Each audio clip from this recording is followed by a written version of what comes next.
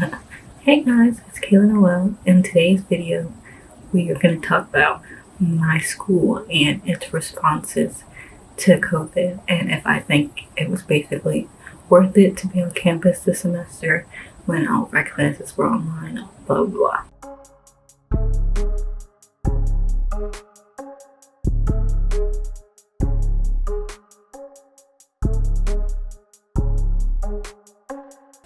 Okay, so I'm going to insert a clip basically of what our COVID procedures were.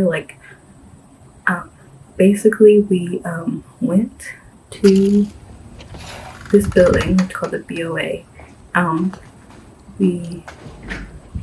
So we had to fill out this form, which is going to be, and basically said the site you were at, said if you had any symptoms, and then confirmed your test. And then you got a QR code, you went to the BOA, they scanned the QR code, they gave you the test, and you did the nasal swab. And then you put it in a bin, and in 2 to 3 business days, I would say, you got your results. So basically, in that regard, I feel like we were good because we got tested twice a week. So I got tested Mondays and Thursdays, and I usually would get my results back on Wednesday and either Sunday or Monday, depending on how fast it was, and which is good. Like, that was good. That part was good. But, okay, so basically, but my problems with it were were like their contact tracing. Like, if I say I got corona and I didn't necessarily name everybody that I was in contact with, but I was like, say I posted about like, oh, I got corona, and this person remembered that, like, oh, we hung out this day, I could possibly be infected, and then I called the health center like, oh, I think I was infected. They would be like, oh, the person didn't name you on a close contact, so you're fine. Which, I'm not fine. Like, I'm telling you, I had prolonged exposure to somebody that tested positive for COVID, and you're not going to take what I'm saying seriously. That was a problem. That's a big problem. And like, they didn't have people in the warren anyway, which is our quarantine norm. So why was it a big deal if I said I wanted to be quarantined because I think I was exposed? Like, that doesn't even make sense. My next problem was the security, the supervision, I guess you could say, of the warren, which is the quarantine dorm, as I said. Basically, you could walk in and out of there if you wanted. Like, if I had a friend in the warren, I lived right next to the warren. If I said, oh, I'm going to bring you food, I could just walk up in there and give them food. Like, walk up to the room, walk through the halls, do anything I want. I didn't do this, but I know a girl that basically gave half the football team COVID and some of the other sports COVID because she went to visit one of her friends that was in the dorm, and she got COVID. She went to a birthday party, gave half the people there COVID. They gave their sports team COVID, and it was just, we had a mini outbreak, to say the least. But that was another problem that I had with the system that we had. And I just feel like we went through a lot for a little reward. Like, obviously, I made some great friends being on campus, but like, in the grand scheme of things, I don't know if it was worth it. Like, if I had to pay to be on campus, I definitely would not have done it because I felt like it would not have been worth it at all. Like, 0% of it was worth it if I had to pay for housing. But so basically, also, I didn't love the misinformation. Like, we had a mini outbreak, right? But there was, I don't want to say consistently people testing positive, but like, there was people being exposed, not necessarily testing positive, but like, we were informed of this, like, for example, the outbreak. I only knew because I had friends that were exposed. Not friends, but people I knew of that either went home early or did all of this because they were exposed to people with COVID or they tested positive, whatever.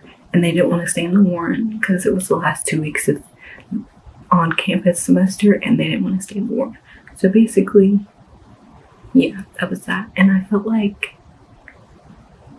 I don't know, but nobody informed anybody publicly that there was a mini outbreak. Like, say if I heard that there was an outbreak from the school and then I decided that I wanted to go home because I didn't want to be exposed, I couldn't have done that because there was no information. Like, they only gave out information when it was good. Like, I think it was like mid-October, maybe early October, that they put out this news article about how they were doing so great with corona, how they barely had any positive cases, like 1% of the population had COVID cases, blah, blah, blah, which is good. Like, in the grand scheme of things, that's great, but like, I don't know if that was 100% accurate because, one, I knew people, I don't want to say consistently, but at least 5 to 10 people a month going into the Warren Franklin. And I mean, I lived right next to it, so I saw the activity, you know what I mean? So it was like, I don't know if those 0.1% could be accurate, but it could be, because like, you have to think of the grand scheme of campus and then 5 to 10 people, you know? So it's like not a lot, which is good. Like, it's definitely not anything close to UNC. I think that was the school that had a big disaster. And yeah, so that was a problem that I had with it. I think also the fact that testing wasn't mandatory. Like, nothing happened to you if you weren't going to get tested. You could get on campus, you could go to the student center, live in your dorm. They needed to regulate people getting tested better. Like, I got tested twice a week because why wouldn't I? Like, I get that it's like kind of like a hassle, I guess, but like, all my friends play sports and they have to get tested twice a week, like, or they can't play, like can't practice. So I just went when they went. But like, I would have gone if they didn't go. Like, there was a week my best friend was on campus, I still went and got tested because I'm still gonna get tested because I want to be safe, you know? But I feel like a lot of people weren't thinking about getting tested. Like, oh, I have a class during this time, I'm not gonna go. Oh, I don't feel like getting up, I'm not gonna go. Like, just go. And especially people that lived off campus, they never went.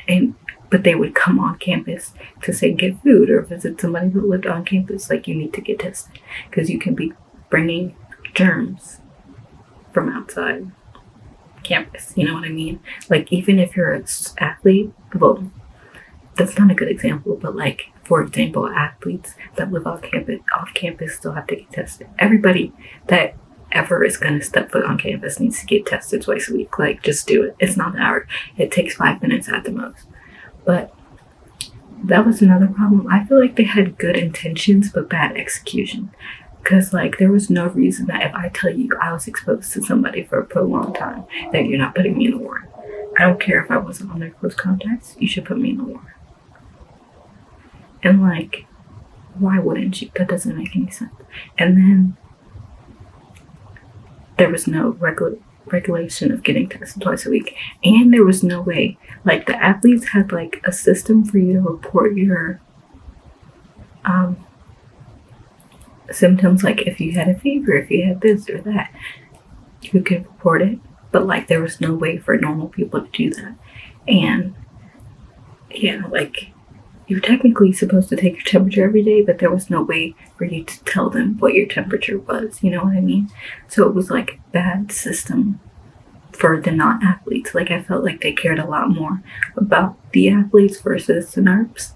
So, you know, I mean, they always do, but like, I could give an athlete COVID, so you have to think about that if you're going to care so much about the athletes, you know what I mean?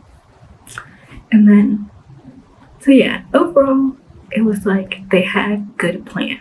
Like, they definitely getting tested twice a week, reporting your symptoms, not visiting each other's dorm. Like, it was all a good idea, but like, it was really no point of you being on campus if you had to stay in your dorm other than to go get food. Like, I don't see the point. They didn't have very many activities, and when they had activities, they were limited, and all you did was go somewhere else to get food, and then kind of stand around and ate, or you left. Like, it wasn't. And then, or you could go to the gym, I guess. That's also a thing. But like, I just don't see, if I'm paying $5,000 for room and board, why I wouldn't. Like, I get wanting to be away from home, but if I had to pay that out of pocket, there's no reason to do that. And I think it's the same for the spring. Like, you shouldn't be doing that if you have to pay out of pocket. Like, I just don't think it makes sense. And especially now with COVID getting a lot worse than it was before we went in August, I guess. It's just, it doesn't make sense, really. Like, it just doesn't make sense, because they're not going to be more activities. Even if they say there's going to be more, I doubt it. And I really hope, I pray that they don't cancel sports, because I really love sports. But I don't know if it's worth it. I really don't. So, yeah, that's basically how my school responded to COVID and how I feel about it. I mean, like I said, good intentions, bad execution, but those things are easily fixed. You just need to do better monitoring of people that making sure people get tested, and do the daily screenings. And, yeah. Because I feel like if everybody gets tested and we can be sure of that, then they'll be able to do more things. Like, I should be able to go visit Nick Haley's dorm because we're both getting tested. I know I'm not infecting anybody. I know not anybody's infecting me. So, like, that shouldn't be a thing. But it is. And, you know, you kind of like, it kind of doesn't make sense to be on campus if you can't visit each other. You can't do anything. There's no sports. All you can do is stay in dorm. You can't even go to a class. You stay in dorm, do your classes, go to the Ville or the student union. What is it called? I don't know. The MLK to get food, or the gym. That's really it. So, or pick up your mail. But yeah, so I feel like it did good for what it could do, but it wasn't worth it. Like, I love Nick Haley, I love Sydney, I love my friends, love the whole group of friends that I had, but like, was it worth it? I'm gonna say no. I don't know, it was enough for me, dog. So like, yeah. So yeah, that's basically it. I feel like I don't think I'm forgetting anything. But yeah, that's how the spring or the fall semester went, and they said that the spring is going to be almost identical with a few more in-person classes. So we'll see how that goes. But that's my report on DSU's COVID procedures and the fall semester. Thanks for watching. Please like, comment, and subscribe.